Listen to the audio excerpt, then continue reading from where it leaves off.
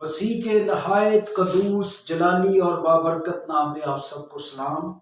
مسیح میں میرے عزیز بہن بھائیوں، آج ہم غور کریں گے یوحنا کی انجیل اس کا 9واں باب اور اس کی 5ویں آیت پر، جس میں مسیح خداوند نے ایک دعویٰ کیا جو دعویٰ انسان کا نہیں بلکہ خدا کا ہے، اور وہ یہ ہے کہ جب تک میں دنیا میں ہوں میں دنیا کا نور ہوں۔ اس آیت کو سمجھنے کے لیے دو باتیں ضروری ہیں۔ پہلی یہ کہ یسوع مسیح نے یہ دعویٰ کب کیا؟ جب یسوع مسیح کے سامنے ایک جنم کا اندھا کھڑا تھا، اور جنم کا اندھا سامنے ہے اور دعویٰ کہ یہ کیا جا رہا ہے کہ میں دنیا کا نور ہوں، اور یہودی یہ دیکھ رہے تھے کہ یہ دعویٰ کر رہا ہے میں دنیا کا نور ہوں، میں کائنات کا نور ہوں۔ دیکھتے ہیں آنکھوں کا نور بنتا ہے کہ نہیں۔ اور یسوع مسیح زمین پر جھکا، اور یسوع مسیح نے زمین پر تھوکا اور مٹی لی اور چھوٹی چھوٹی آنکھیں بنائی، کیونکہ جو جنم کا اندھا تھا اس کے یہ آئی بال ہی نہیں تھے، اس کے صرف سوراخ تھے، اور یسوع نے وہ آنکھیں بنائی اور یہ منظر یہودی دیکھ رہے تھے، لیکن وہ نہیں جانتے تھے کہ یہی وہ ذات ہے جس نے عدن میں بھی آنکھیں بنائی تھی، اب وہ پھر بنا رہا ہے۔ اور زمین پر تھوکا اور مٹی لی اور چھوٹی چھوٹی آنکھیں بنا کر اس کے سوراخوں میں رکھی اور جہاں کا شلوخ میں ڈولے، اور جو ہی یسوع مسیح نے یہ کلمہ کہا وہ بھاگتا ہوا گیا اور شلوخ میں آنکھیں دھوئی اور وہ مٹی کی آنکھیں زندہ آنکھیں بن گئی۔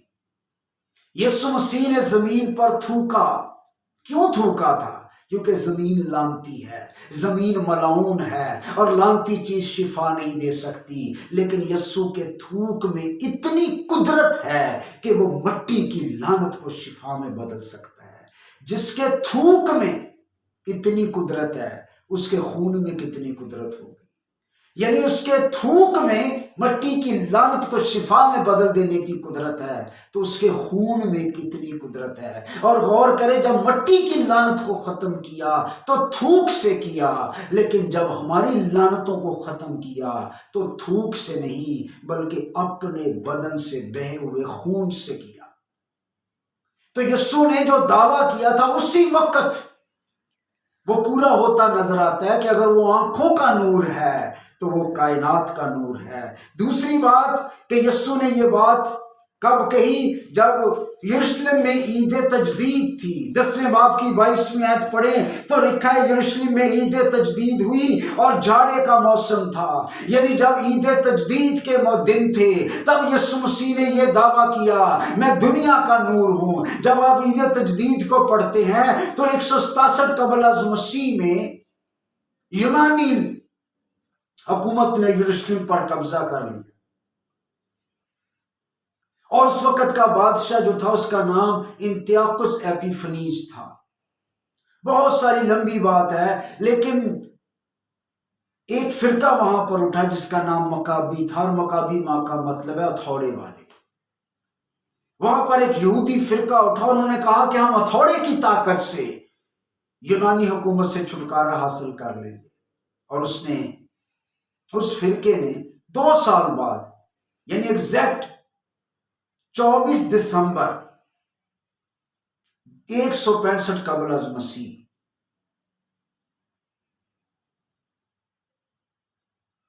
یونانیوں سے آزادی حاصل کر لی۔ تو وہ آج 24 دسمبر بنتا ہے، جب ہم یہاں کرسمس منا رہے ہوتے ہیں وہ وہاں پر عید تجدید منا رہے ہوتے ہیں۔ عید تجدید میں وہ 2 کام کرتے تھے۔ پہلا یہ کہ وہ 7 دن روزانہ اپنے گھروں کی بالکونیوں میں چراغ دہن کرتے تھے، مشلیں جلاتے تھے، روشنی کر دیتے تھے، اور 7 دن ہی یہ ہوتا تھا۔ اور جب یسوع مسیح نے یہ دعویٰ کیا، یہ ایگزیکٹ 7واں دن تھا، اور پورے یروشلم کے اندر روشنی ہی روشنی تھی، پورا یروشلم بقائے نور بنا ہوا تھا۔ تب یسوع نے یہ دعویٰ کیا، میں دنیا کا نور ہوں۔ مطلب یہ تھا کہ ان مشلوں سے تم اپنے کمروں کو تو روشن کر سکتے ہو، لیکن تمہارے دلوں کو اگر کوئی روشن کرے گا تو وہ میں دنیا کا نور ہوں۔ میں دنیا کا نور ہوں۔ جب پہلا بلب بنایا گیا تو وہ تھامسن ایڈیسن نے بنایا، جو کرسچن تھا۔ غور کریں، مسیحوں نے ہمارے کمروں کی تاریکی دور کی ہے، اور مسیح خداوند نے ہمارے دلوں کی تاریکی دور کی ہے۔ اور دوسرا کام وہ یہ کرتے تھے، قدرون کے نالے سے پانی کے گھڑے بھر کر لاتے تھے، اور یروشلم کی گلیوں کو دھوتے تھے، صاف کرتے تھے۔ اور تب یسوع نے کہا، میں زندگی کا پانی ہوں۔ یعنی اس پانی سے تم اپنی ظاہری گندگی تو دھو سکتے ہو، ظاہری گندگی کو تو صاف کر سکتے ہو، لیکن تمہارے دلوں کی ناپاکی، تمہارے دلوں کی لعنتوں، تمہاری روحوں کی ناپاکی اگر کوئی صاف کرے گا تو وہ میں زندگی کا پانی ہوں۔ تو میرے عزیزو، جب یسوع نے یہ دعویٰ کیا کہ میں دنیا کا نور ہوں، اس وقت جنم کی اندھے کی آنکھیں کھولی۔ اس وقت یروشلم میں نور ہی نور تھا، لیکن کہا کہ یہ نور تمہارے کمروں کو روشن کر سکتا ہے، لیکن تمہارے دلوں کی تاریکی مٹانے والا میں دنیا کا نور ہوں۔ اور وہ گلیوں کو تو صاف کر چکے تھے، لیکن دل کی گندگی نہ دھو سکے۔ تب یسوع نے دعویٰ کیا، میں زندگی کا پانی ہوں۔ خدا اس کلام کے وسیلے سے ہمیں برکت دے۔